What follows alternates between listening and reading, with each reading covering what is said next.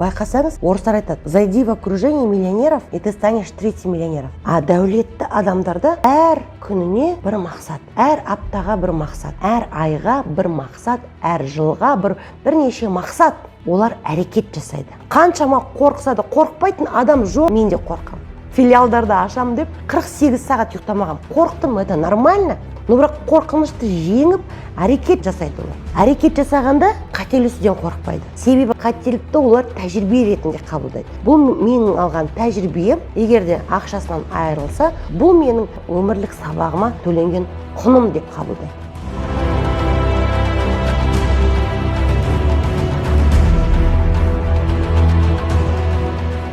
Сәлем, мен болашақ миллионерлерім. Соңғы біздің выпусктарымыз мотивацияға толы.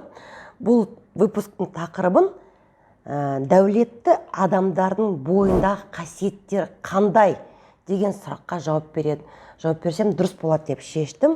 Себебі, мәселен, байқасаңыздар, бір адамдар миллиардер. Байқасаңыз, бір адамдар миллионерлер. Бір адамдар орташа өмір сүреді. Зарплаттан зарплатқа. Дұрыс па? Бір адамдарды қарасаңыз кедейшілік. Бір адамдарда қарыздардан бастарып көтерілмейтін. Әр адам өзінің бір деңгейінде өмір сүреді. Енді байқасаңыз, орыстар айтады, зайди в окружение миллионеров, и ты станешь третьим миллионером. Вот просто общайся қасында бол деген сияқты. Бізде байқасақ, өмірде андай маятник сияқты жоқ та. Біздер білмейміз, қалай жүрем, қай жаққа бағытты, қай бағытты алайын, қай жаққа жүрейін, оның жолы қандай екенін білмейміз да.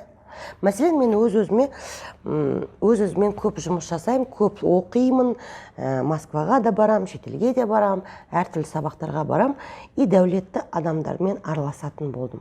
Мәселен, журналистикада жұмыс істегенде бізде ондай көп табыс табатын айналамда адам болмайтын. Я танымалдылығы бар, я әртістер, я жұлдыздар, бірақ сондай бір олар өте пайданы көп табады деп айта алмаймын. Олардың да өмірі біздің қарапайым адамдардың өмірі сияқты. Сонда менің байқағаным, дене бітіміндегі қандай қасиеттер бар. Неге олар успешный, дәулетті? Біріншіден, олардың ойлары таза. Ешқандай негативке берілмейді. Даже қаншама минусқа кірседегі, олар бұл минус, бұл шығын мен үшін бұл сабаққа төлегенім дейді. Әр нәрсе бұл сабақ сияқты қабылдайды. Бір адамды білем, 30 миллион долларға гостиница салыпты. Бірақ әлі күнге дейін ол гостиница істемейді. Он говорит, это мое эго, это моя плата за мое эго. Это урок моей жизни дейді. 30 миллион доллар байқасаңыз, мен уже өліп талып, скорый шақырып, жылап, уже өлдім, минусқа 30 миллион долларым күйіп кетті деп жылап отырушы едім да, ол кісі қалай қабылдайды. Мінекей, ойына негатив кіргізбейді. Екіншісі тіл тазалығы.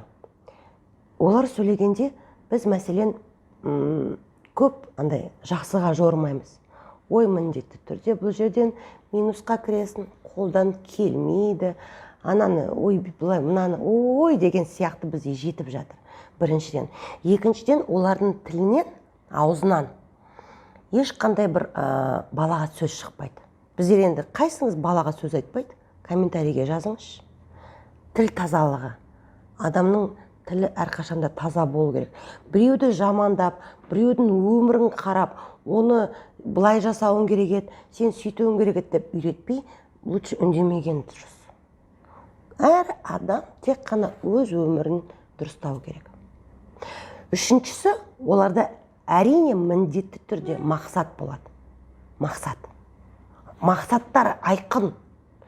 Көп адамдар өмір сүреді, өздері білмейді не үшін сүреді, қандай мақсаттары бар, әйтеуір күн көріс, үйге тамақ алсам екен, бала-шағаға киім алсам екен, дейін сурка. Күнделікті әр күн қайталана береді. Бір айқын мақсат жоқ. Бір айқын арман жоқ. Орындайтындай. Әйтеуір күнделікті жұмыс. Әйтеуір шүкір. Қарнымыз тоқ, деніміз сау деген сияқты. А дәулетті адамдарда оларда әр күніне бір мақсат. Әр аптаға бір мақсат.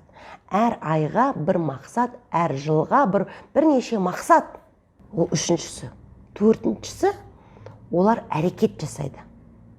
Қаншама қорқса да, қорқпайтын адам жоқ, ойламаңыздар. Ой, ана миллионерлер ештеңеден қорқпайды деп. Олар да қорқады. Әрі қорқыныш это нормально. Мен де қорқам. Филиалдарды ашам деп, Қызылордада алғашқы филиалымды 48 сағат ұйықтамағам. Қорқтым, это нормально. Но бірақ қорқынышты жеңіп, әрекет жасайды олар. Әрекет жасағанда қателесуден қорқпайды. Себебі қателікті олар тәжірибе ретінде қабылдайды. Бұл менің алған тәжірибем, егерде ақшасынан айырылса, онда бұл менің өмірлік сабағыма төленген құным деп қабылдайды. Бірден әрекет жасайды олар. План, жүйе болады. Мәселен, біз тұрамыз, так, миллионер болғым келеді, все, айқын мақсатымыз бар, бұлай қарасан да. Енді әрекет жасау керек. Әрекет жасағанда бір адамдар болады, барлық нәрсені жасай береді. Кез келгені анамда істейді, мұнамда істейді, анамда істейді. И жан-жаққа шашылып кетеді да. Жүйе жоқ. Жүйеленген бір система, бір жол жоқ та. Сонда адам энергиясын жоғалтып, еш жерде нәтижеге шықпағаннан кейін еңсесін түсіріп, бір депрессияға түсіп кетеді. Ал дәулетті адамдар, олар жүйеліп қарайды, стратегияда. Ойлайды, так, мен мынандай мақсатым бар, бұл мақсатқа жету үшін маған осыншама қаражат керек, болмаса осыншама уақыт керек, осындай маған жұмыстарды орындауым керек деген сияқты өздеріне план құрып алады. Сонда олар нәтижеге жетеді. И тағы да бесіншісі, біз бұл өмірде көбіміз, енді білмеймін, біреуіңіз сондай болсаңыз, міндетті түрде комментарийге астына жазыңыз, осы видеоның комментарийіне жазып кетіңіз. Мен вот дәл сіз айтқандай адаммын. Егер де сіз таң атқанда оянған кезде, мен біреуге берсем екен деп, кім оянады? Сіз оянсаңыз, міндетті түрде комментарийге жазыңыз, мен сізбен жеке танысқым келіп тұр. Мәселен, мен бұл өмірден күнделікті оянған кезде маған берсе екен деп оянады. Алла тағала маған берсе екен, бұлай болса екен, маған. Түсіндіңіз ба?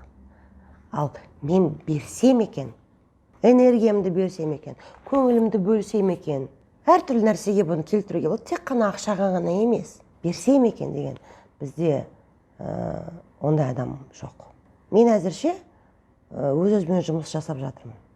Мен де ондай идеальный емеспін. Бірақ дәулетті адамдар сөйтеді. Олар өз құндылығын бергісі келеді, бөліскісі келеді.